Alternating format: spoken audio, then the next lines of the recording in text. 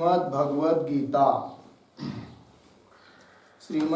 गीता अध्याय नंबर 16 और 16वें अध्याय में आज श्लोक नंबर 19।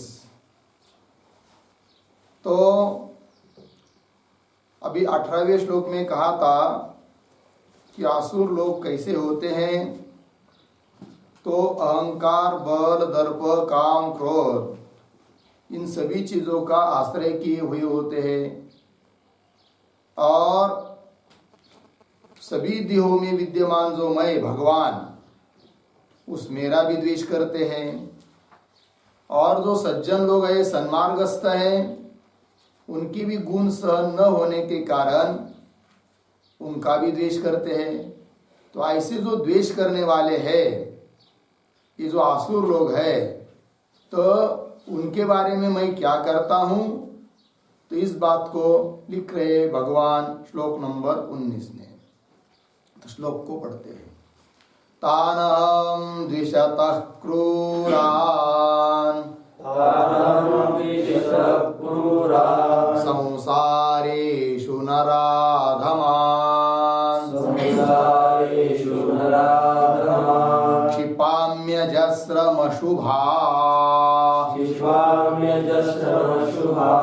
नासुरीष्वेव योनिषु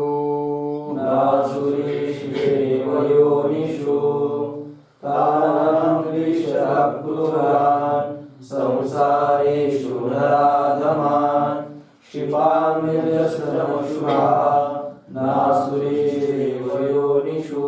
तान् अहं द्विषतः क्रूरान् संसारेषु नराधमान् क्षिपामि अजस्रम अशुभा अशुभान आसुरीषु एव योनिषु। ठीक, अन्वय देखिए भाई। अहम पीछे, तान द्विषतः क्रूरान, नीचे अशुभान नराधमान। द्विशतक के बाद क्रूरान लिया ना, पुनः देखिए।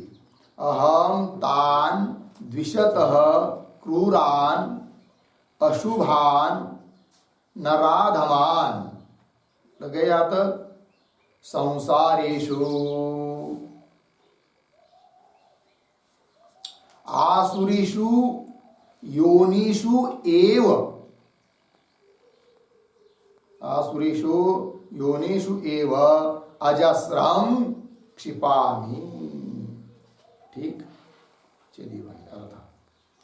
भगवान करे मैं क्या करता हूं, तो तान द्विषत क्रूरान, उन द्वेष करने वाले क्रूर कर्मा, क्रूर ऐसे जो अशुभ कर्म करने वाले, क्रूर लोग, अशुभ कर्म करने वाले और नराधम कि सभी मनुष्यों में जो अत्यंत नीच है, ऐसे उन आसुर लोगों को क्या करता हूं, तो संसारेषु, इस संसार में ही, संसारेषु इस संसार में ही, आसुरीषु योनिषु एव, आसुर योनि में ही बार बार उनको क्षिपामि डालता हूं, फेंक देता हूं। आसुर योनि में ही उनको जन्म लेना पड़ता है, आसुर योनि में ही उनको मैं उत्पन्न कराता हूं, इसका अर्थ हुआ। ठीक, तो भाष्य में देखिए।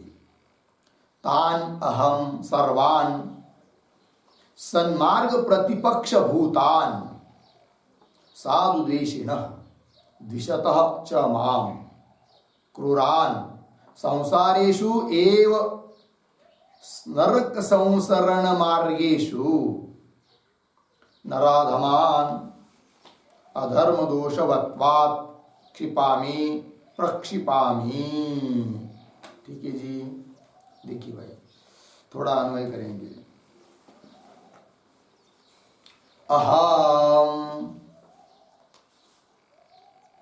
एक शब्द छोड़कर, सन्मार्ग प्रतिपक्ष भूतान साधु द्वेषिणः, एक शब्द छोड़कर आगे, च माम, पीछे द्विशतः, तान सर्वान क्रूरान नराधमान अधर्म दोषवत्वात् संसारेषु एव नरक संसरण मार्गेषु क्षिपामि प्रक्षिपामि।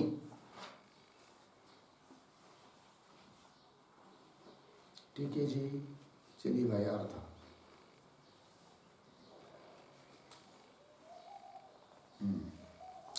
तो क्या कह रहे, अहम, भगवान कहते मैं, सन्मार्ग प्रतिपक्ष भूतान साधुदेशिन, ये सब आसुरों का विशेषण है कि नहीं। सन्मार्ग पर चल रहे जो साधु पुरुष संत पुरुष है, उनके प्रतिपक्षी भूत, शत्रु स्वरूप कौन, असुर। ठीक है, तो सन्मार्ग प्रतिपक्ष भूतान, ऐसे साधु द्वेषिन, साधु का द्वेष करने वाले वो असुर। केवल साधु का ही द्वेष नहीं करते, तो च माम द्विशतः, और मेरा भी क्या करते हैं, द्वेष करते हैं। तो ऐसे जो लोग हैं वो है कि नहीं, सन्मार्ग प्रतिपक्षी भूत है, सन्मार्ग के शत्रुभूत हैं, साधु का द्वेष करने वाले हैं और मेरा भी द्वेष करने वाले हैं। उन सभी को कैसे हो, तान सर्वान क्रूरान नराधमान, उन सभी क्रूर नराधमों को अधर्म दोषवत्वात्, अधर्म रूपी दोष उनमें होने के कारण, पाप होने के कारण क्या करता हूं, संसारेषु एव नरक संसरण मार्गेषु क्षिपामि प्रक्षिपामि। संसार में ही नरक संसरण मार्ग मतलब क्या, नरक दुखानुभव द्वार भूतेषु,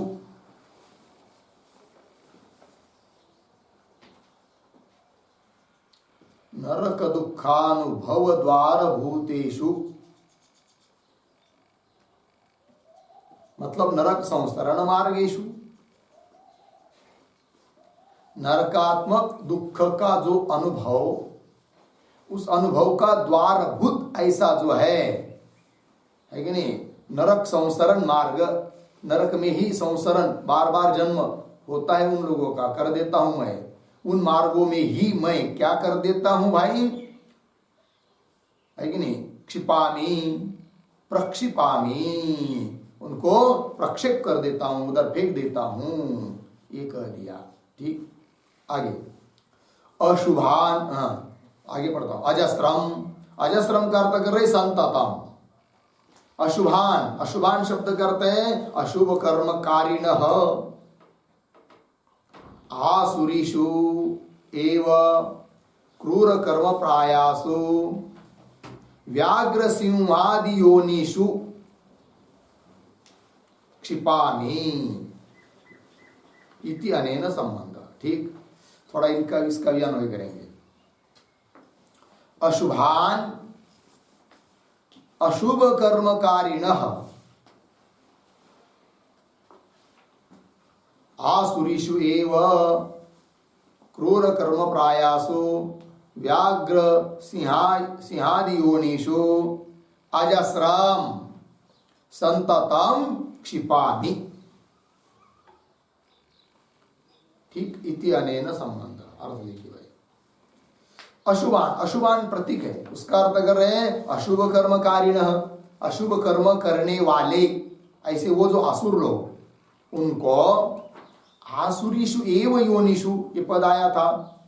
तो आसुर योनि मतलब क्या भाई, तो क्रूर कर्म प्रायासु मतलब जिसमें अत्यधिक क्रूर कर्म ही किया जाते हैं, पापात्मक कर्म ही किया जाते हैं, ऐसे योनियों में आसुरीषु एव क्रूर कर्म प्रायासु मतलब क्रूर स्वभावासु,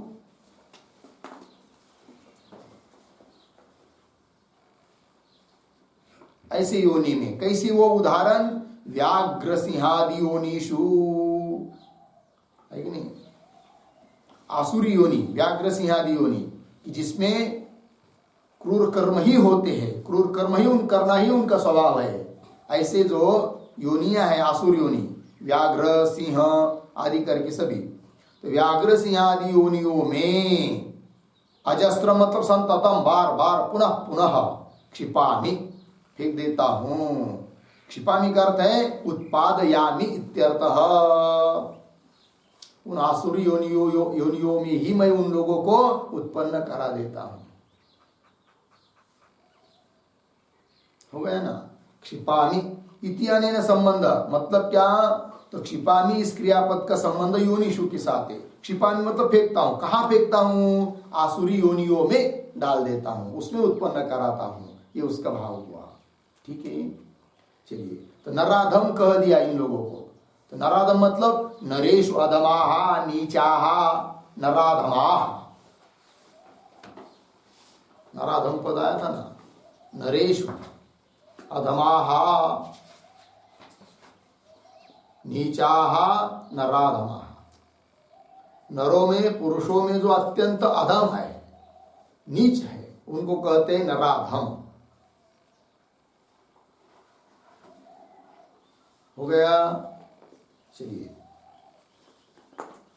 आगे चलते हैं। श्लोक नंबर 19 पूरा हुआ। 20 में आसुरीं योनिमापन्ना, आसुरीं योनिमापन्ना मूढ़ा जन्मनि जन्मनि, मूढ़ा जन्मनि जन्मनि माम प्राप्यैव कौन्तेय, माम प्राप्यैव कौन्तेय ततो यान्त्यधमां गतिम्, ततो यान्त्यधमां गतिम्।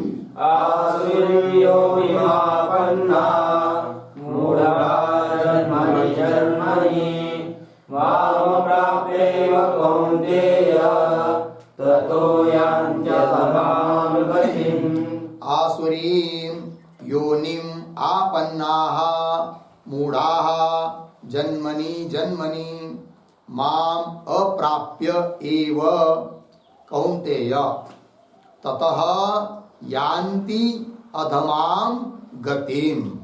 ठीक, अन्वय। कौन्तेय, हे कौन्तेय,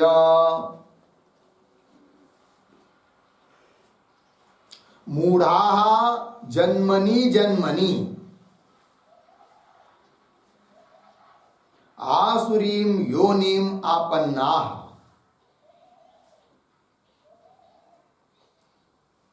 माम अप्राप्य एव, माम अप्राप्य एव ततः अधमां गतिम यान्ति। ततः अधमां गतिम यान्ति। अर्थ देखिए भाई। तो भगवान कह रहे अर्जुन को, हे कौन्तेय, हे अर्जुन, ठीक, मूढ़ाः, ऐसे जो मोहित लोग हैं, मूढ़ लोग हैं, आसुर लोग हैं, वे जन्मनि जन्मनि, हर एक जन्म में, प्रति जन्म, जन्मनि जन्मनि आसुरी योनि में आपन्ना, हर एक जन्म में आसुरी योनि को ही प्राप्त होते हैं।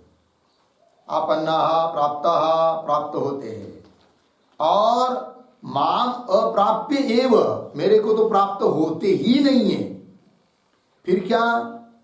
तो ततः अधमाम गतिम यान्ति, तो जिस असुर को जो असुर गति प्राप्त हुई है, असुर योनि प्राप्त हुई है, उसके बाद उसको और उससे भी नीचे वाली असुर योनि प्राप्त होती जाती है।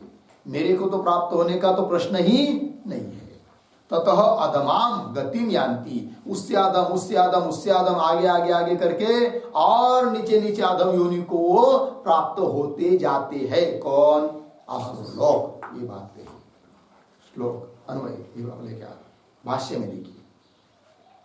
आसुरीम योनिम आपन्नाः, आपन्ना का अर्थ कर रहे हैं प्रतिपन्नाः, मतलब प्राप्ताः, मूढ़ाः, जन्मनि जन्मनि अविवेकिनः प्रतिजन्म तमो बहुलाम एव योनिषु जायमानाः अधः गच्छन्तः मूढ़ाः माम ईश्वरम अप्राप्य अनासाध्य एव।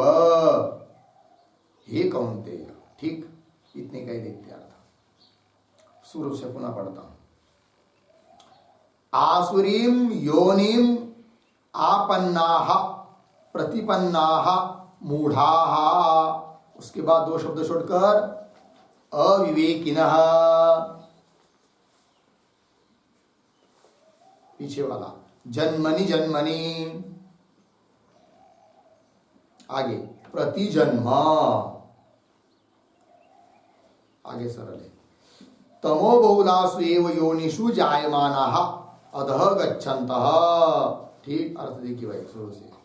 आसुरीम योनि आपन्ना, आसुरी योनि को प्राप्त हुए ऐसे जो मूढ़ लोग, मूढ़ा का अर्थ कर दिया अविवेकिनः, अविवेकी लोग अर्थात असुर लोग।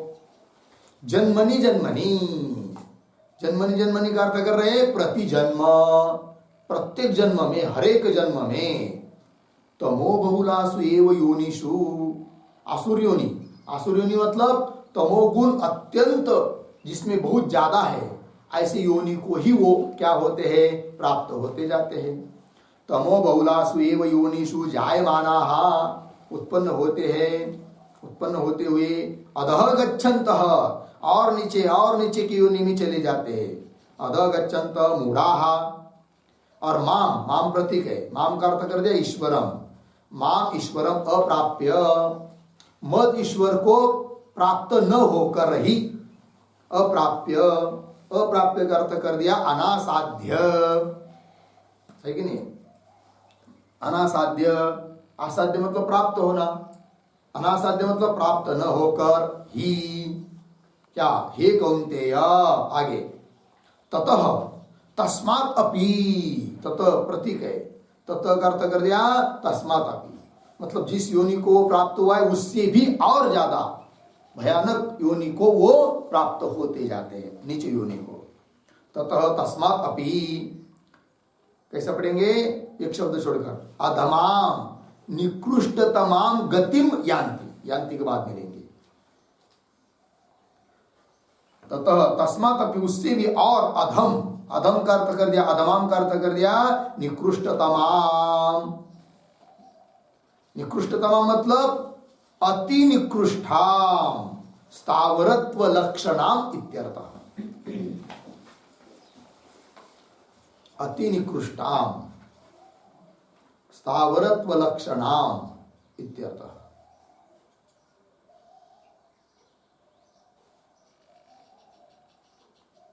अधम निकृष्टतम, अत्यंत निकृष्ट, स्थावरत्वादि स्वरूप जो योनियां है उन गति को, गतिम, गतिम नाम जन्म, यान्ति ऐसे जन्म को वो प्राप्त हो जाते हैं। ये स्थावर पेड़ पौधे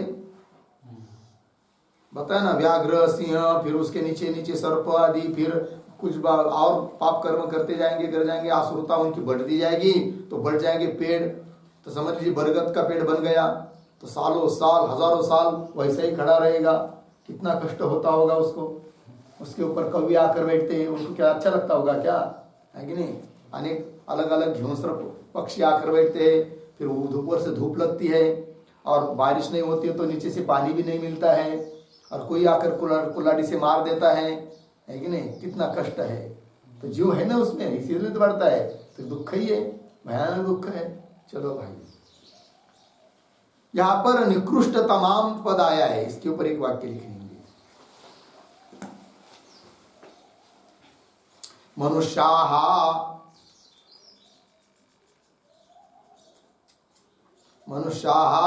असुर संपदा,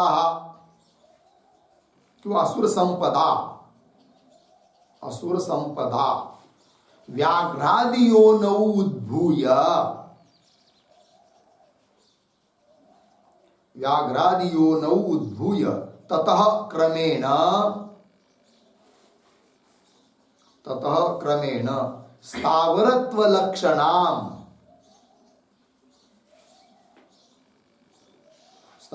लक्षणाम अधोगतिम प्रपद्यन्ते इत्यर्थः। अधोगतिम प्रपद्यन्ते इत्यर्थः। पूर्णविराम। तमो बहुलासु बराबर तमः प्रायासु सर्पादियोनिषु जायमानाः सन्तः सर्पादियोनिषु जायमाना सन्त एव अधः गच्छन्तः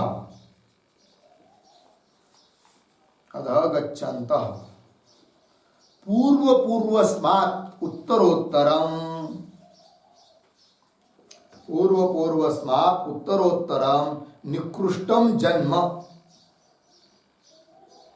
निकृष्टं जन्म प्रपद्यमानाः सन्तः इत्यर्थः।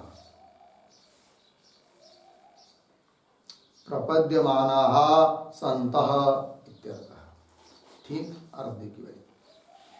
मनुष्य असुर संपत्ति के कारण, असुर संपत्ति के द्वारा व्याघ्रादियों न उद्भूय, व्याघ्र इत्यादि योनियों में उत्पन्न होकर ततः उसके बाद क्रमेण स्थावरत्व लक्षणाम, स्थावर आदि योनि को प्राप्त होते, अधोगतिम प्रपद्यन्ते, प्राप्त हो जाते हैं।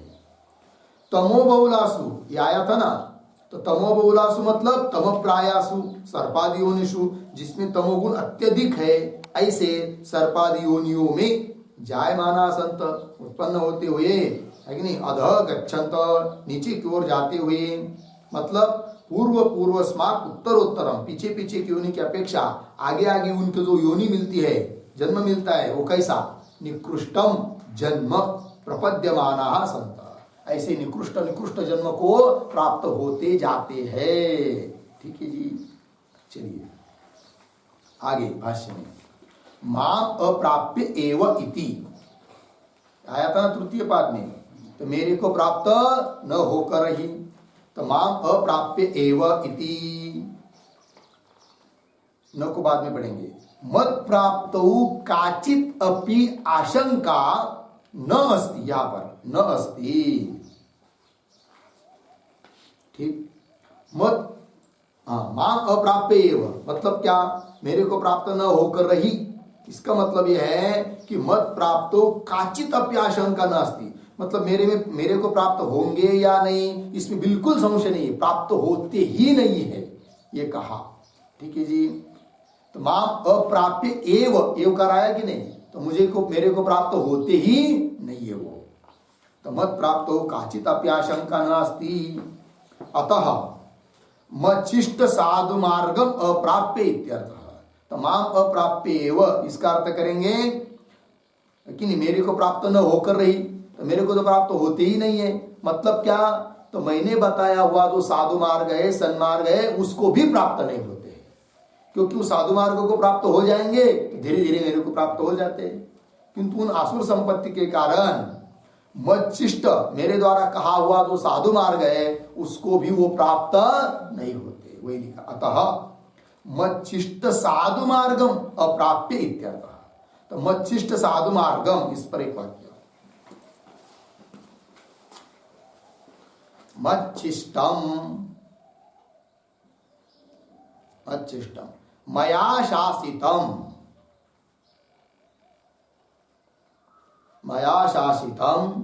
साधूनां मार्गम, साधु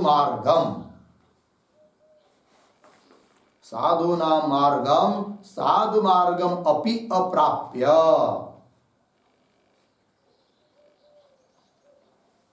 साधु मार्गम अपि अप्राप्य, अर्धविराम।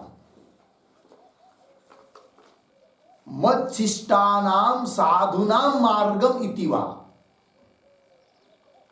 मच्चिष्टानां साधूनां मार्गम इति वा।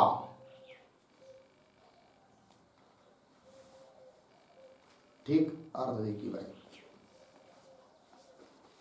मच्छिष्टम, मच्छिष्टम का अर्थ कर रहे हैं मया शासितम, मेरे द्वारा शासित उपदिष्ट कहा गया। कौन? साधु नाम मार्गम, साधुओं का जो मार्ग है ना वो मैंने तो कहा है। तो मच्छिष्टम मया शासितम, मेरे द्वारा शासित उपदिष्ट ऐसा जो साधुओं का मार्ग उसको कहते साधु मार्ग, उसको अप्राप्य, उसको भी वो प्राप्त नहीं होते, एक अर्थ हुआ। दूसरा अर्थ कर रहे मच्छिष्टानाम साधुनाम मार्ग इतिवा, है कि नहीं? तो क्या अंतर हुआ इसमें और उसमें? तो ये क्या हुआ? मच्छिष्टानाम साधुनाम, मेरे द्वारा मैंने जिनको उपदेश दिया है ऐसी जो साधु उनका मार्ग। तो मच्छिष्टानाम ये विशेषण किसका बना यहां पर? साधुओं का। और पीछे के वाक्य में मच्छिष्टम कौन? साधु का मार्ग, मार्ग मच्छिष्टम मार्ग, मैं मेरे द्वारा कहा गया मार्ग जो कि साधु का मार्ग है। तो मार्ग का विशेषण हुआ पहले वाक्य में। और यहां पर मच्छिष्टानाम साधु नाम, मेरे द्वारा उपदेश दिए गए, मेरे द्वारा उपदिष्ट ऐसे जो साधु उनका मार्ग, ऐसा अर्थ हुआ। तो दोनों से कोई भी चलते हैं। तो मच्छिष्टानाम साधु नाम मार्गम इति वा, इस प्रकार के मार्ग को वो प्राप्त ही होते नहीं है। चलिए भाई, अतः मच्छिष्ट साधु मार्गम अप्राप्य इत्यर्थः, हो गया ना? ये हुआ भाई श्लोक नंबर 20 का भाष्य, ठीक है ना? तो भगवान ने कह दिया मेरे को, अर्थात मेरे द्वारा उपदिष्ट मार्ग को भी वो साधु मार्ग को भी प्राप्त न होकर और अधम अधम योनि को वो चले जाते हैं असुर लोक। आगे श्लोक नंबर 21 की अवतरणिका को पढ़ेंगे। सर्वस्याः आसुर्याः संपदः संक्षेपः अयम उच्यते। ठीक, कैसा पढ़ेंगे? सर्वस्याः आसुर्याः संपदः अयम संक्षेप उच्यते। ठीक, अभी तक जो भी सब आसुरी संपत्ति बताई ना, तो सभी आसुरी संपत्ति का यह संक्षेप उच्यते, यह थोड़े में कह रहे अभी सबका सार आसुरी संपत्ति का। तो कैसा है वो? तो देखिए, यस्मिन् त्रिविधे सर्व आसुर संपद भेद अनंत अपि अंतर्भवति, यत्परिहारेण परिरुतः च भवति। पूर्ण विराम। इसका भी थोड़ा अन्वय करेंगे। कैसा पढ़ता हूं देखिए, अनंतः अपि, उसके पीछे आसुर संपद भेद, उसके पीछे सर्व, और पीछे यस्मिन् त्रिविधे, आगे अंतर्भवति, यत्परिहारेण परिरुतः च भवति। ठीक, अर्थ देखिए। तो कह रहे हैं क्या? अनंतपि आसुर संपद भेद, आसुर संपत्ति का जो भेद है ना वो अनंत है। जैसे बताया ना कितने प्रकार के स्वभाव, उद्देश्य आदि आदि उनका सब क्या है।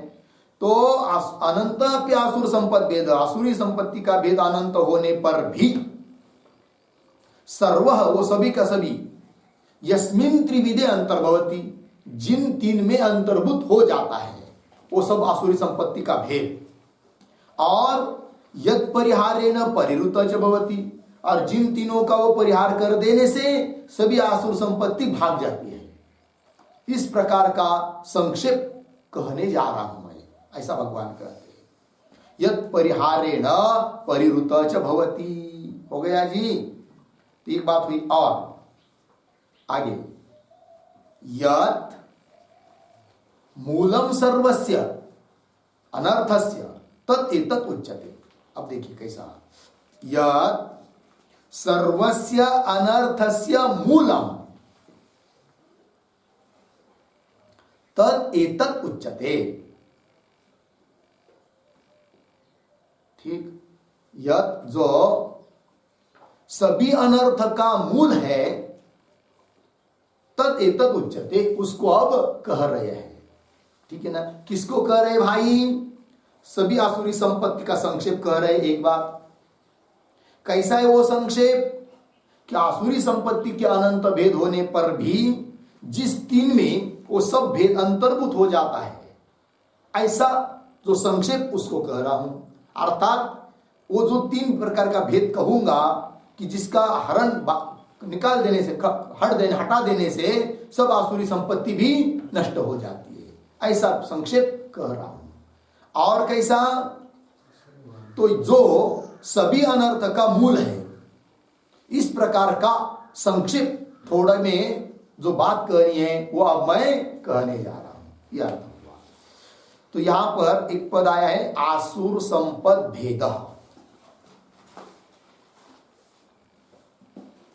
एक वाक्य, आसुरी च सा संपद, आसुरी च सा संपद आसुर संपद, आसुर संपद अर्धविराम आसुर स्वभाव, आसुर स्वभाव अर्धविराम तद्भेद, तद्भेद बराबर तद विशेष,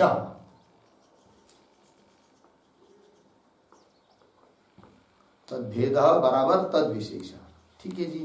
देखिए भाई, आसुरी च सा संपद, आसुरी ऐसी जो संपद उसको बोलते हैं आसुर संपद, अर्थात आसुर स्वभाव, और उसके भेद तद्भेद तद विशेष, उनकी जो विशेषता है वो सब हो गया।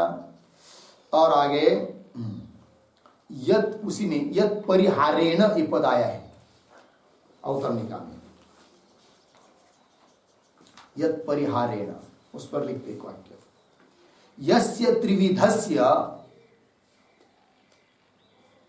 यस्य त्रिविधस्य आसुर स्वभावस्य परिहारेण, आसुर स्वभावस्य परिहारेण सर्वः अपि आसुर संपद भेदः, आसुर संपद भेदः परिहृतः नष्टः भवति, परिहृतः नष्टः भवति अर्धविराम तद एतत् उच्यते।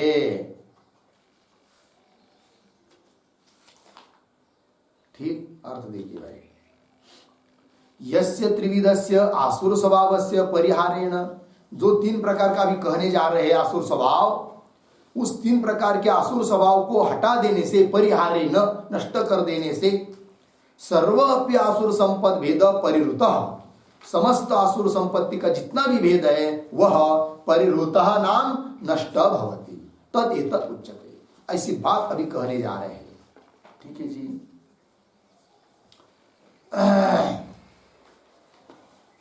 और उसी अवतरणिका में एक पद आया है अनर्थस्य, सर्वस्य अनर्थस्य आया है ना, उस पर भी एक वाक्य लिखेंगे, सर्वस्य अनर्थस्य, सर्वस्य अनर्थस्य नरकादि संसारस्य, नरकादि संसारस्य यत् त्रिविधः, यत् त्रिविधः आसुर संपद भेदः, आसुर संपद भेद मूलम कारणम भवति, मूलम कारणम भवति तद एतत् उच्यते, तद एतत् उच्यते। अर्थ देखिए भाई, सर्वस्य अनर्थस्य नरकादि संसारस्य, जितना भी अनर्थ है नरकादि संसार है कि नहीं, संसारस्य यत् त्रिविधः आसुर संपद भेद, जो तीन प्रकार का आसुरी संपत्ति का भेद, वही मूलम कारणम, सभी अनर्थ का नरकादि संसार का मूल कारण कौन है, तीन प्रकार का आसुर संपत्ति का भेद, तद एतद् उच्यते, उसी को आप कहने जा रहे श्लोक के माध्यम से। त्रिविधम नरकस्येदम्, त्रिविधम नरकस्येदम् द्वारं नाशनमात्मनः,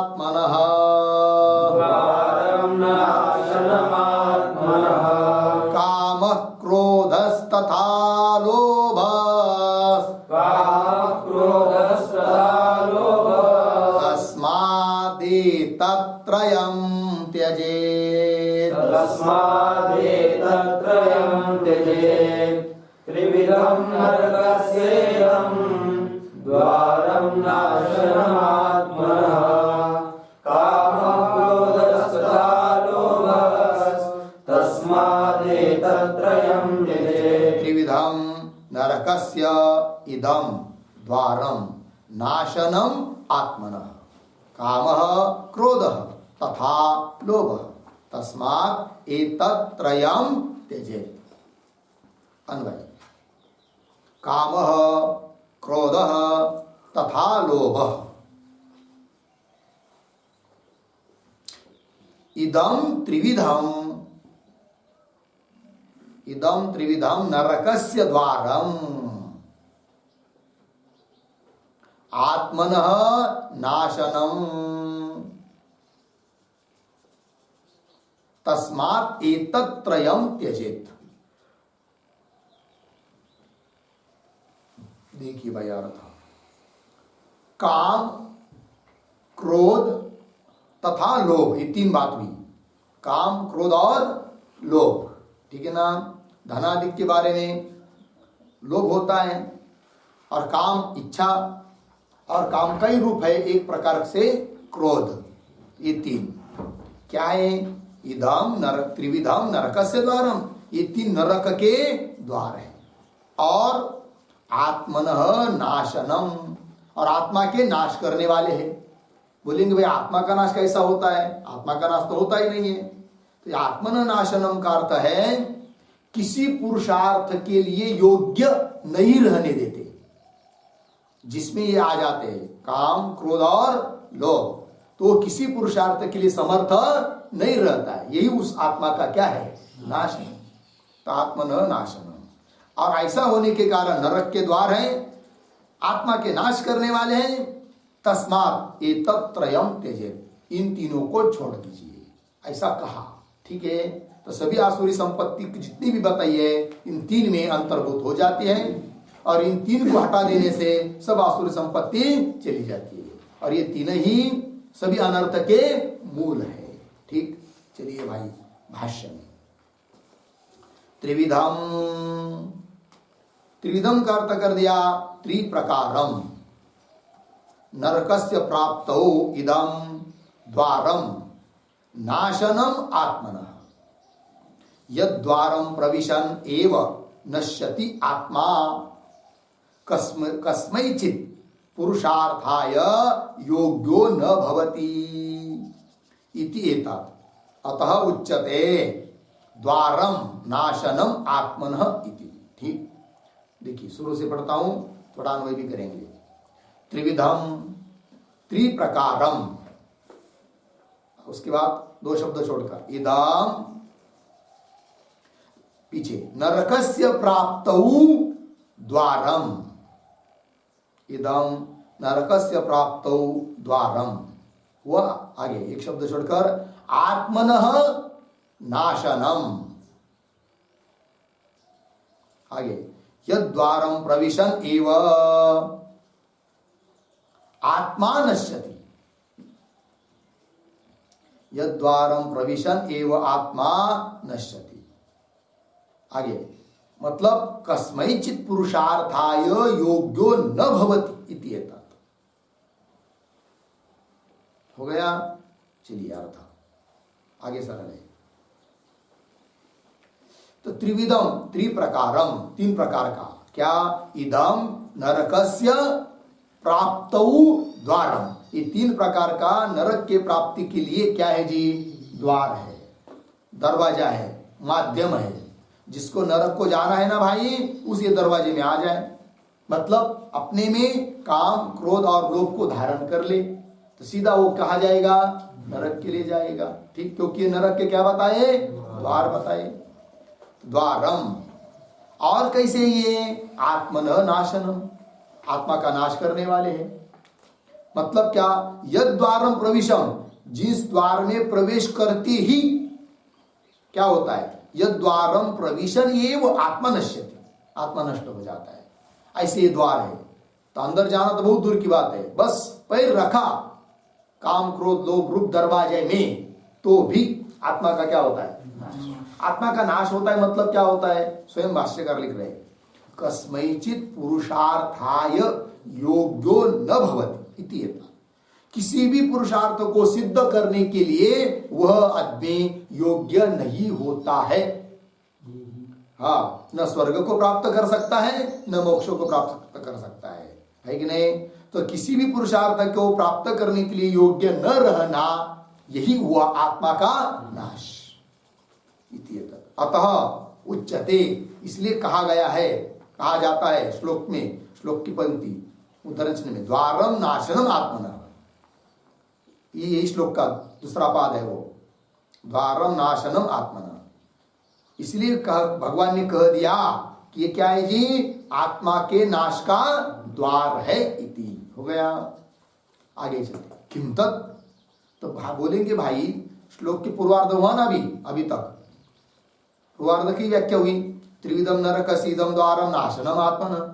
तो कोई बोलेगा भाई ये 3 नरक के द्वार है, आत्मा के नाश करने वाले हैं, लेकिन है कौन वो, बताओ तो। तब उत्तरार्ध, उत्तर देने के लिए, किम तत्, कौन है वो 3 द्वार, तो बता रहे, कामः, क्रोधः तथा लोभः, तस्मात् एतत्त्रयम् त्यजेत्। इसलिए इन तीनों को क्या करें, छोड़ दे। त्यजेत् पूर्ण विराम हुआ। आगे, यतः एतद्द्वारम नाशनम आत्मनः, कैसा पढ़ेंगे, यतः एतद्द्वारम आत्मनः नाशनम। आगे, तस्मात् कामादित्रयम् एतत् त्यजेत्। ठीक, तस्मात् को लगाने के लिए यतः लिया, यस्मात् मतलब यस्मात्, क्योंकि यस्मात् तस्मात् का संबंध है। तो यतः एतद् द्वारम आत्मनः नाशनम, जिस कारण से कि ये आत्मा के नाश के द्वार है, तस्मात् इसलिए, कामादित्रयम् एतत् त्यजेत्, इन कामादि तीनों को त्याग दे। ठीक है ना। तस्मात्, तस्मात् के ऊपर एक शब्द, आत्मनाशन नरक द्वारत्वात्।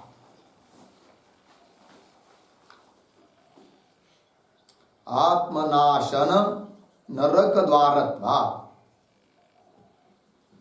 ठीक, आत्मा का नाश करने के लिए है और नरक का द्वार होने से कामादित्रयम् एतत् त्यजेत्। ठीक, आगे, त्याग स्तुति ही इयम त्याग स्तुति। ये त्याग की क्या है, स्तुति है, वास्तविक स्तुति है। लेकिन इनका त्याग कर देंगे तो सभी आसुरी संपत्ति का त्याग हो जाएगा। ठीक है जी। तो पुरुषार्थ मोक्ष वो भी आपसे प्राप्त हो जाएगा। उसी को लिख रहे अभी आगे के श्लोक में, एतैर्विमुक्तः कौन्तेय,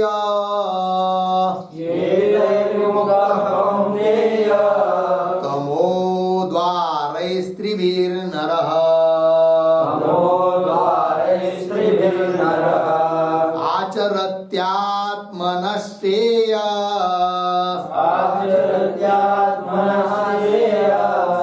ततो याति परां गतिम्।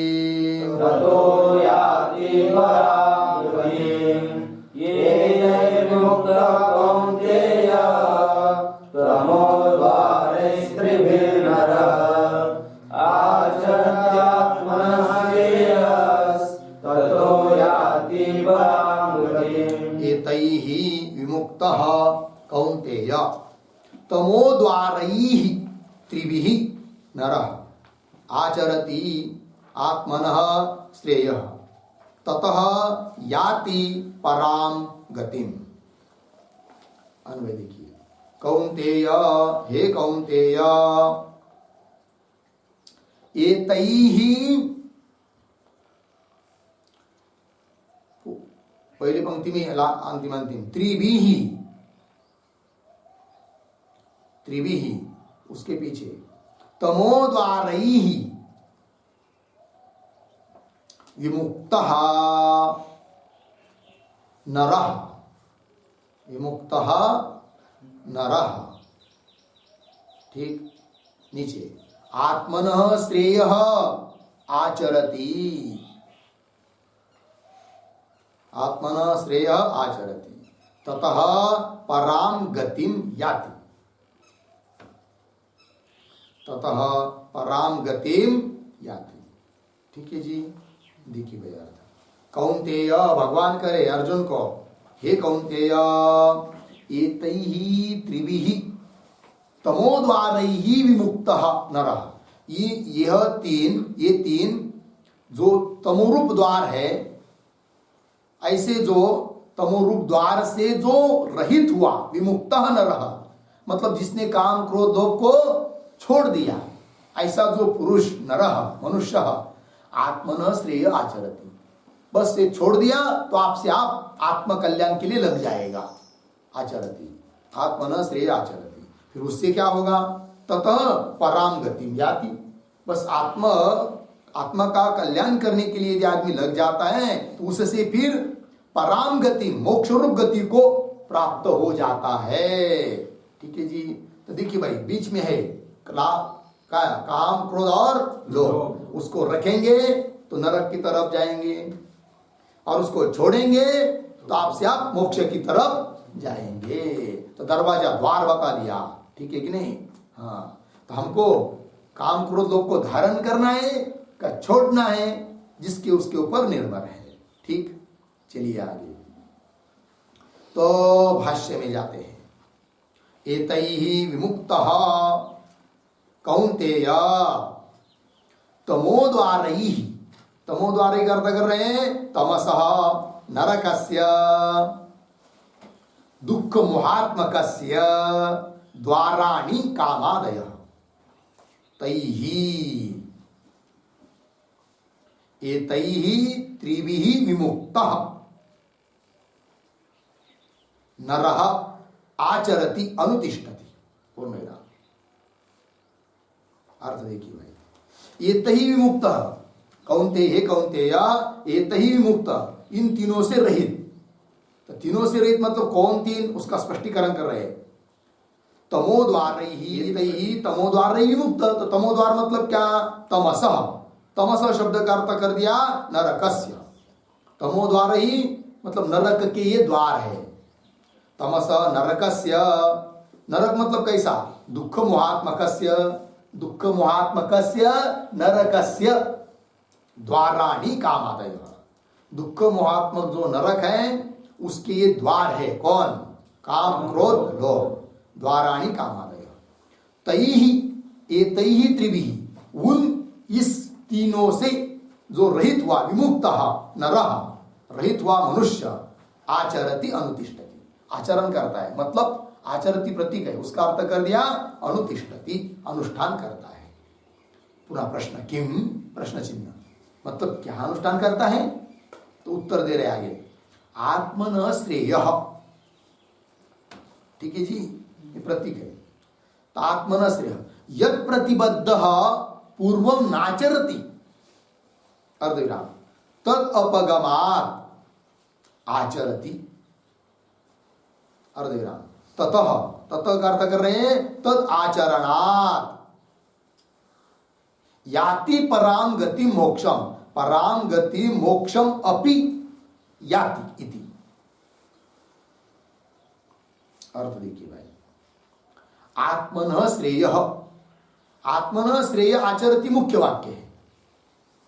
तो क्या बात लिख रहे हैं, देखिए, आत्मनः श्रेय यद प्रतिबद्ध पूर्वम नाचरति, जिनके द्वारा प्रतिबद्ध हुआ था, बांधा गया था मनुष्य, जिसके द्वारा, किसके द्वारा, काम क्रोध और लोभ के द्वारा बांधा गया था, इसलिए अपने कल्याण के मार्ग का आचरण नहीं कर पाता था, है कि नहीं। वही लिखा है, आत्मन श्रेय यद प्रतिबद्ध, जिससे प्रतिबद्ध होने के कारण आत्मन श्रेय पूर्वम नाचरति, तद अपगमात्, अब उसको हटा दिया तो आचरति, आचरण करने लग गया, किसका, आत्मन श्रेय, आत्म कल्याण के मार्ग का आचरण करने लग गया। ठीक, देखिए भाई पुनः, आत्मन श्रेय यद प्रतिबद्ध, यद प्रतिबद्ध मतलब यही कामादिभिः प्रतिबद्ध, यद प्रतिबद्ध का अर्थ यही कामादिभिः प्रतिबद्ध, जिन कामादिकों के द्वारा प्रतिबद्ध होने के कारण नाचरति, आत्मकल्याण का मार्ग का आचरण नहीं करता था। आगे तद अपगमात, तद अपगमात कामादि प्रतिबंध अपगमात, कामादि प्रतिबंध अपगमात,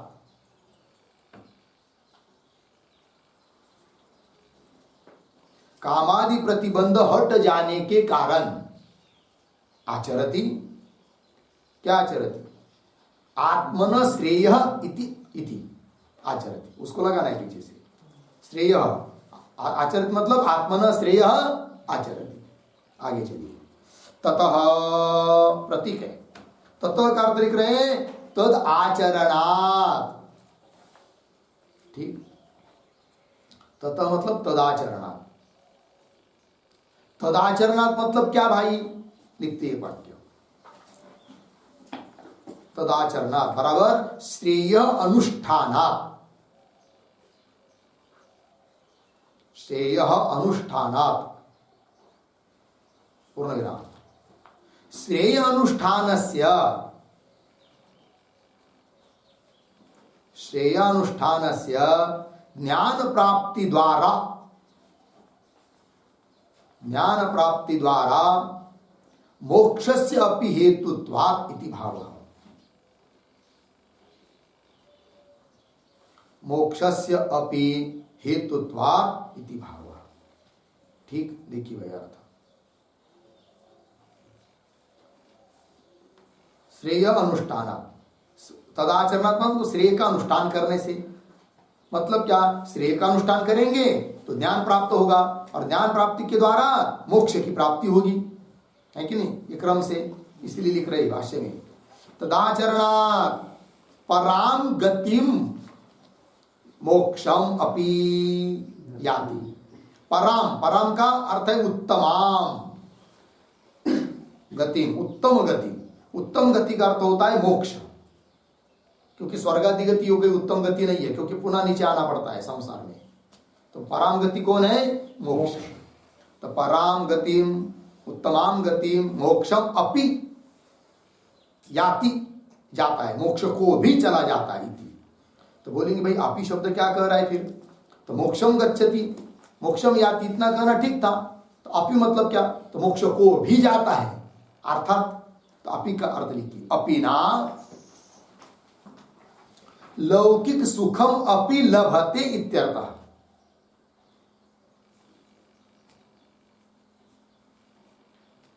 अपि ना लौकिक सुखम अपि लभते इत्यर्थः। ठीक, अपि शब्द के द्वारा क्या बात सूचित हो रही है? कि लौकिक सुखम अपि लभते, लौकिक सुख भी प्राप्त होता है। मतलब काम क्रोध लोग इनको छोड़ देंगे तो लौकिक सुख तो मिलेगा ही, किंतु मोक्ष भी मिलेगा। ठीक हो गया, आगे चलते हैं। श्लोक नंबर 22 का भाष्य पूरा हुआ। अब चलते हैं श्लोक नंबर 23 में। श्लोक नंबर 23 की अवतरणिका को पढ़ते हैं।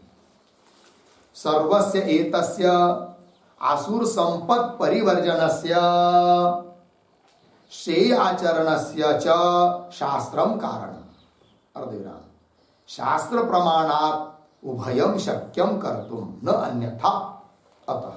ठीक, देखिए भैया अर्थ। सर्वस्येतस्य, सर्वस्येतस्य मतलब आसुर संपत् परिवर्जनस्य और श्रेयाचरणस्य च, आसुरी संपत्ति का परित्याग करने के लिए, और इतना ही नहीं तो श्रेय का आचरण करने के लिए कारण कौन है? शास्त्र। शास्त्रम कारणम मतलब इन आसुरी संपत्ति का त्याग कैसा करे ये भी कौन बताता है? शास्त्र ही बताता है।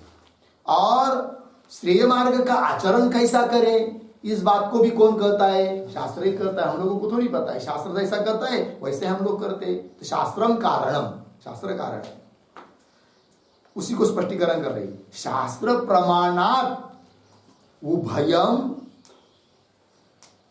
कर्तुम शक्यम, एक शब्द छोड़कर, शास्त्र प्रमाणात् उभयम कर्तुम शक्यम अन्यथा न, ऐसा। ठीक, शास्त्र प्रमाण से ही उभयम कर्तुम शक्यम, दोनों किया जा सकता है, अन्यथा न। तो बोलेंगे उभयम, उभयम क्या? उभयम आसुर संपत् परिवर्जनम श्रेय आचरणम च इत्यर्थः। आसुर संपत् परिवर्जनम श्रेय आचरणम च इत्यर्थः।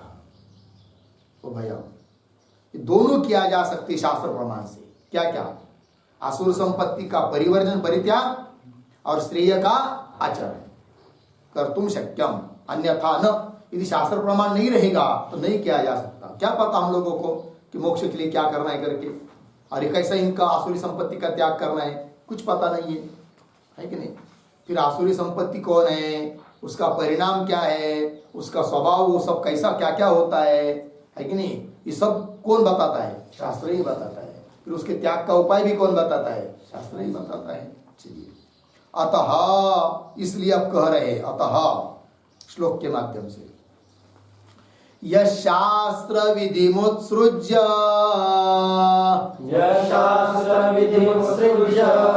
वर्तते कामकारतः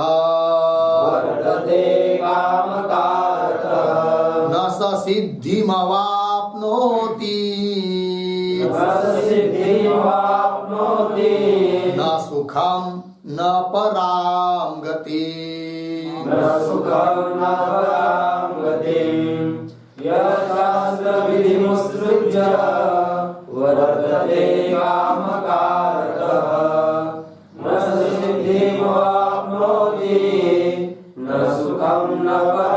गति। यह शास्त्र विधिम उत्सृज्य वर्तते कामकारतः न स सिद्धिम अवाप्नोति न सुखम न पराम गतिम। अन्वय, यह शास्त्र विधिम उत्सृज्य, यह शास्त्र विधिम उत्सृज्य कामकारतः वर्तते, कामकारतः वर्तते, नीचे, सह सिद्धिम न अवाप्नोति, सह सिद्धिम न अवाप्नोति,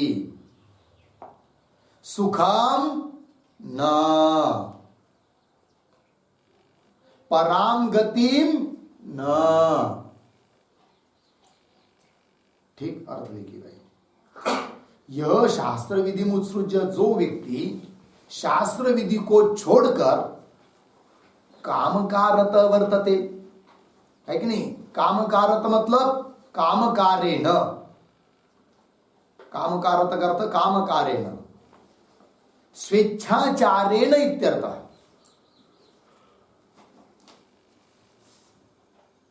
काम का रतः, काम कारेण स्वेच्छाचारेण इत्यर्थः। काम कारेण मतलब काम के अनुसार, इच्छा के अनुसार वर्तन करता है, स्वेच्छा से मनमानी से वर्तन करता है, वर्तते।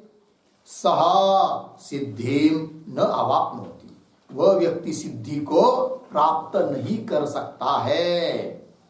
ठीक है ना, अवाप्नोति, और सिद्धि को ही प्राप्त नहीं करेगा, सुख को, सुखम न, सुख को भी प्राप्त नहीं कर सकता है, पराम गतिम न, मोक्ष को तो बिल्कुल प्राप्त नहीं कर सकता है। ठीक, ये बात कह दी। चलिए भाष्य में, यह शास्त्र विधिम, शास्त्र विधि मतलब क्या? कर्तव्य ज्ञान कारणम विधि प्रतिषेधाख्यम। ठीक, शास्त्र विधि का अर्थ हुआ उत्सृज्य, उत्सृज्य कर्त कर रहे त्यक्त्वा, वर्तते काम कारत, काम कारत कर्त कर रहे काम प्रयुक्त सन,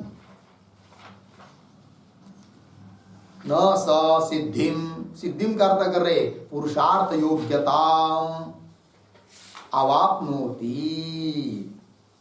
ठीक, चलिए भाई इतने का अर्थ कर देखते पहले शुरू से।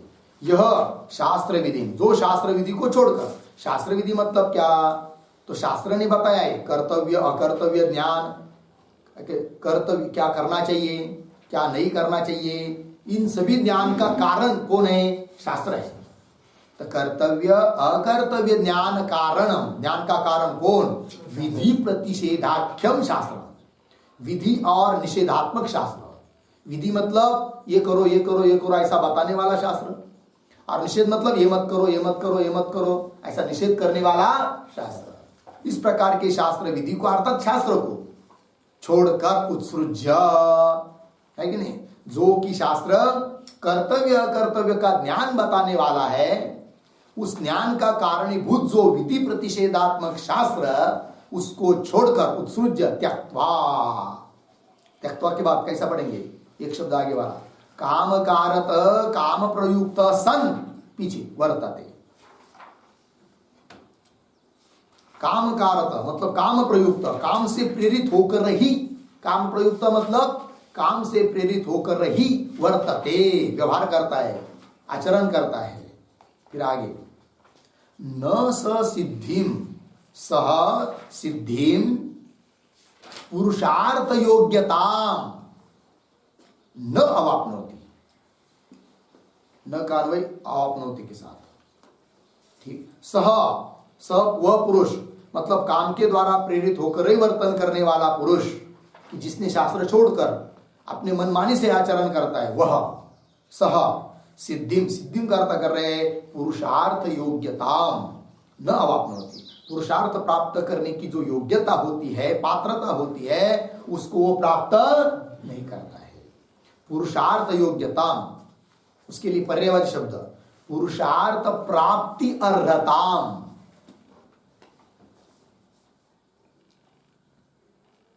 पुरुषार्थ प्राप्ति अर्हताम न अवाप्नोति, है कि नहीं, पुरुषार्थ प्राप्ति की योग्यता को वो प्राप्त नहीं करता है। हो गया जी। आगे चलिए भाष्य में, न अपि अस्मिन् लोके सुखम न अपि पराम प्रकृष्टाम गतिम स्वर्गम मोक्षम वा, अन्वय करके पढ़ेंगे, अस्मिन् लोके सुखम, पीछे वाला अपि न, अस्मिन् लोके सुखम अपि न, आगे पराम प्रकृष्टाम गतिम अपि स्वर्गम मोक्षम वा न,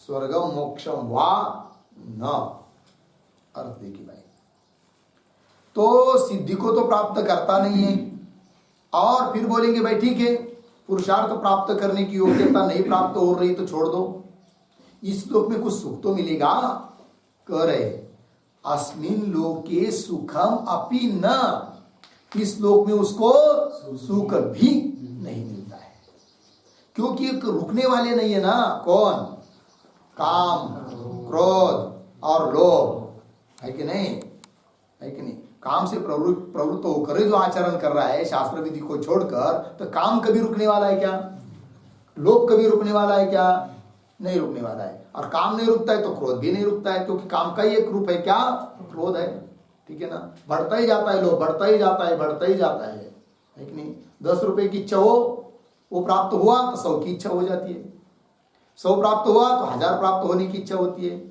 है कि नहीं, राजपद मुझे मिले, इच्छा हो गई, बन गया राजा समझ लीजिए, तो लगता है इंद्र बन जाऊं, ये रुकने वाली नहीं है संसार, क्या संसार को पूर्ण विराम नहीं होता है, ठीक है ना, पूर्ण विराम किसको होता है, फिर परमार्थ को होता है, ठीक है जी। चलिए आगे, अस्मिन् लोके सुखम अपि न,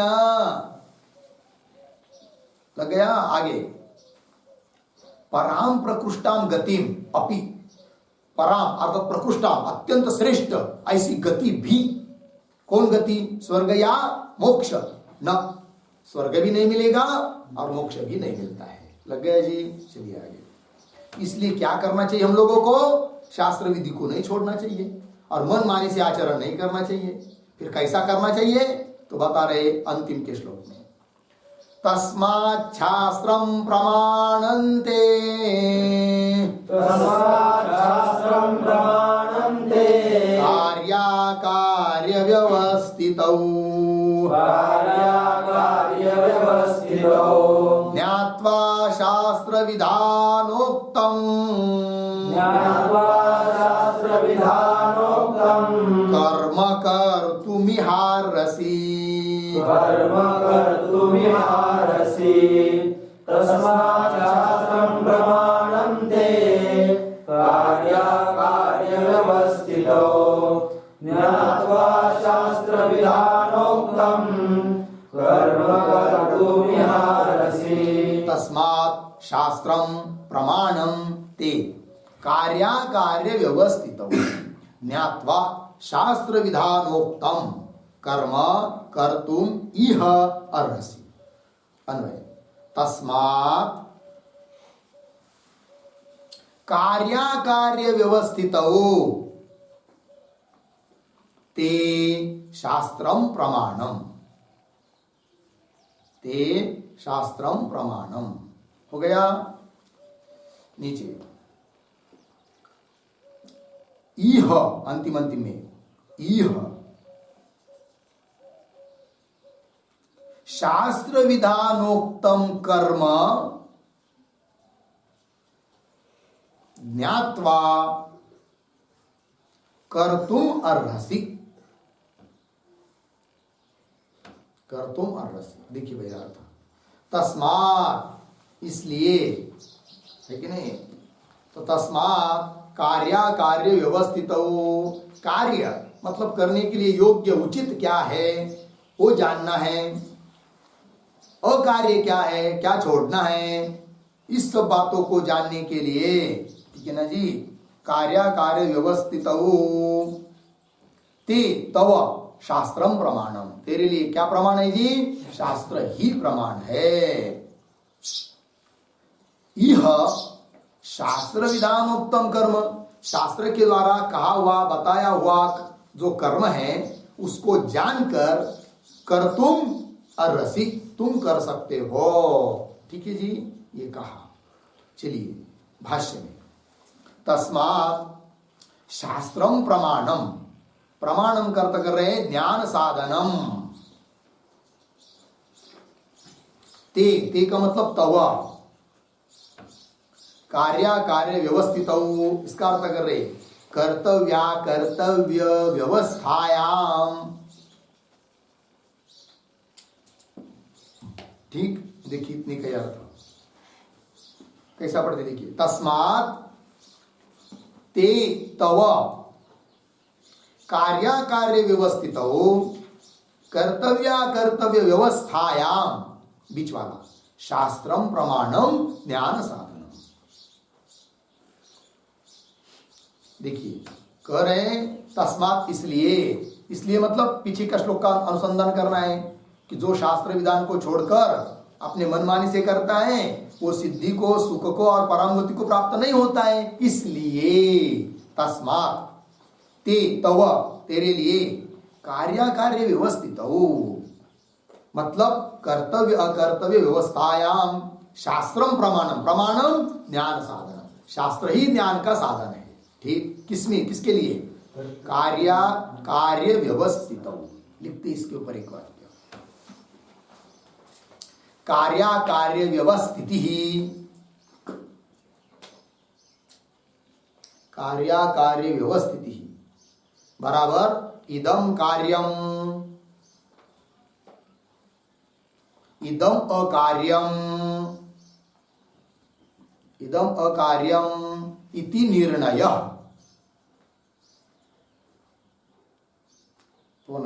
तस्याम विषये। ठीक चलिए भैया अर्थ कार्याकार्य व्यवस्थिति मतलब क्या इदम कार्यम मतलब ये करना चाहिए इदम अकार्यम यह नहीं करना चाहिए इति निर्णय इस प्रकार का जो निर्णय उसको कहते हैं कार्याकार्य व्यवस्थिति। तस्याम उस व्यवस्थिति में तस्याम विषये उस व्यवस्थिति के बारे में उस निर्णय के लिए क्या जी कारण है प्रमाण है कौन शास्त्र। चलिए आगे भाष्य में अतः मिला पंक्ति अतः ज्ञात्वा ये प्रतीक है उसका अर्थ कर रहे बुद्ध्वा शास्त्र विधानोक्तम विधि बराबर विधानम, अर्धविराम। शास्त्रेण विधानम, शास्त्र विधानम। आगे उद्धरण चिन्ह में कुर्यात, अर्धविराम, न कुर्यात, उद्धरण चिन्ह बंद। कुर्यात न कुर्यात इति एवं लक्षणम, तेन उक्तम स्वकर्म यत् तत्कर्तुम इह अर्हसि।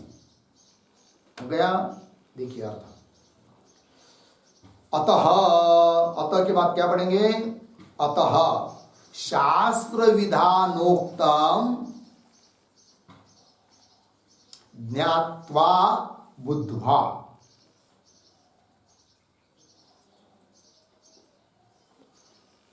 ठीक है जी। अतः शास्त्र विधानोक्तम ज्ञात्वा, ज्ञात्वा मतलब बुद्ध्वा, शास्त्र ने किया हुआ विधान उसको जानकर। तो शास्त्र विधानोक्तम, इस पर एक वाक्य लिखेंगे, शास्त्रेण कृतम विधानम,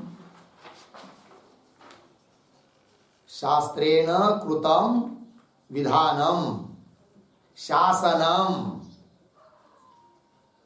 शास्त्र विधानम, तेन उक्तम, तेन उक्तम, अर्धविराम, विधि प्रतिषेधात्मक शास्त्रेण विहितम इत्यर्थः। विधि प्रतिषेधात्मक शास्त्रेण विहितम इत्यर्थः। अर्थ देखिए भाई, शास्त्रेण कृतम विधानम, शास्त्र के द्वारा किया हुआ जो विधान, विधान मतलब शासन, उपदेश, आदेश, उसको बोलेंगे शास्त्र विधानम। तेन उक्तम, शास्त्र विधान उत्तम मतलब विधि प्रतिषेधात्मक शास्त्रेण विहितम इत्यर्थ। विधि प्रतिषेधात्मक शास्त्र है, उसके द्वारा विधान किया गया हुआ जो भी है वह सब। देखिए आगे भाष्य में, अतः शास्त्र विधानोक्तम ज्ञात्वा बुद्ध्वा। तो इसी पद का स्पष्टीकरण स्वयं कर रहे भाष्यकार, शास्त्र विधानोक्तम का। तो क्या कर रहे हैं? विधि ही, विधि का अर्थ कर दिया विधानम, विधि मतलब विधानम, अर्धविराम, शास्त्रेण विधानम, शास्त्र विधानम, शास्त्र के द्वारा किया हुआ जो विधान उसको कहेंगे शास्त्र विधान। शास्त्र का अनुशासन किस प्रकार का, उसका स्वरूप क्या, तो वही लिखा है, कुर्यात ये करे, न कुर्यात ये मत करे, इति एवं लक्षणम, लक्षण मतलब स्वरूप, इस प्रकार का है स्वरूप जिसका ऐसा शास्त्र का विधान, शासन। आगे तेन उक्तम, उसके द्वारा कहा गया, तेन उक्तम स्वकर्म, उसके द्वारा कहा हुआ जो अपना कर्म, स्वकर्म, स्वकर्म मतलब क्या, एक वाक्य,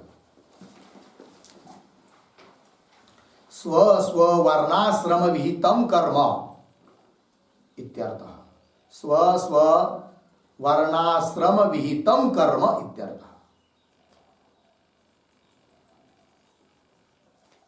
अपने अपने वर्ण, आगे लिख दिया, और स्व स्व वर्णाश्रम विहितम कर्म इत्यर्थ, पूर्ण विराम।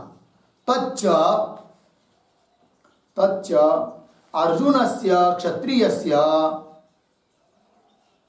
तच्च अर्जुनस्य क्षत्रियस्य युद्धम एवं, पूर्ण विराम। उद्धरण चिन्ह में क्षत्रियस्य विजितव्यम, क्षत्रियस्य विजितव्यम, उद्धरण चिन्ह पर, इत्यादि शास्त्रात् इति भावः। ठीक अर्थ देखिए भाई, स्वकर्म मतलब क्या, स्व स्व वर्णाश्रम विहितम कर्म, अपने अपने वर्ण और आश्रम के लिए विहित जो कर्म है वो सब। और अर्जुन के लिए क्या हो सकता है, तो अर्जुन क्षत्रिय है, तो क्षत्रिय अर्जुन के लिए युद्धम एवं कर्म, क्यों, शास्त्र है, क्या शास्त्र है, क्षत्रियस्य विजितव्यम, क्षत्रिय ने, क्षत्रियों ने, क्षत्रियो को जीतना चाहिए, इत्यादि शास्त्रात् इति भाव, ये शास्त्र है। ठीक, आगे चलिए भाष्य में, इति एवं लक्षणम तेन उक्तम स्वकर्म यत् तत्कर्तव्य कर्तुम यह अर्हसि, जो भी अपना स्वकर्म है वो करने के लिए तू योग्य है। अर्हसि पूर्ण विराम। आगे यहां पर श्लोक में यह पद आया है, तो यह पद क्या बताता है भाई? तो भाष्यकार लिख रहे हैं यह इति कर्माधिकार भूमि प्रदर्शनार्थम इति। यह जो शब्द आया है ना वो इसलिए आया है कि कर्माधिकार भूमि, कर्म करने का अधिकार इस भूमि पर ही है, इस बात को प्रदर्शित करने के लिए, दिखाने के लिए शब्द आया है। क्या? मतलब शास्त्र के द्वारा बताया हुआ जो अपने अपने वर्णाश्रम के अनुसार जो कर्म है उस कर्म का अनुष्ठान यही किया जा सकता है। यह मतलब यही कर्म भूमि है, अन्य लोगों में जाकर वो कर्म को नहीं कर सकते। तो वही यह इति, यह मतलब क्या? अस्याम कर्म भूमौ इत्यर्थः।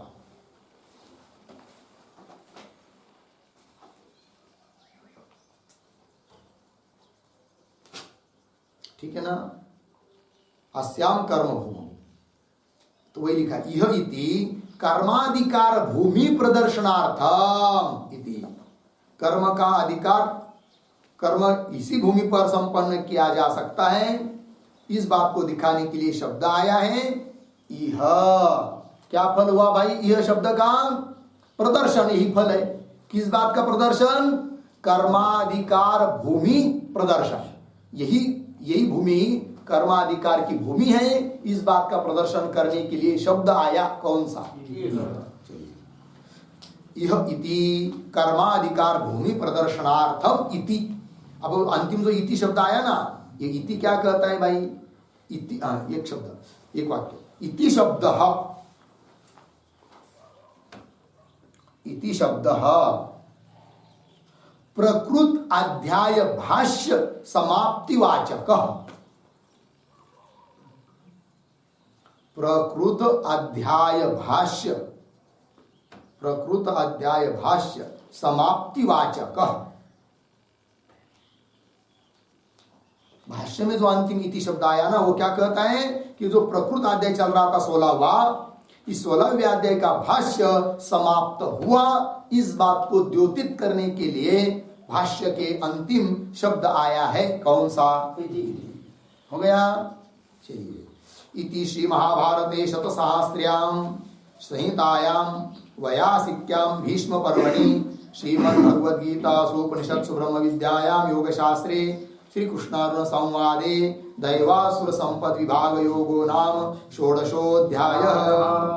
इति श्रीमत् परमहंस परिव्राजकाचार्य गोविंद भगवत पूज्यपाद शिष्य श्रीमत् शंकर भगवत कृतौ श्रीमद् भगवद गीता भाष्ये संपद विभाग योगो नाम षोडशोऽध्यायः।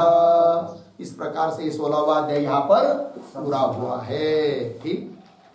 ओम पूर्णमदः पूर्णमिदं पूर्णात् पूर्णमुदच्यते पूर्णस्य पूर्णमादाय पूर्णमेवावशिष्यते। ओम शांति शांति।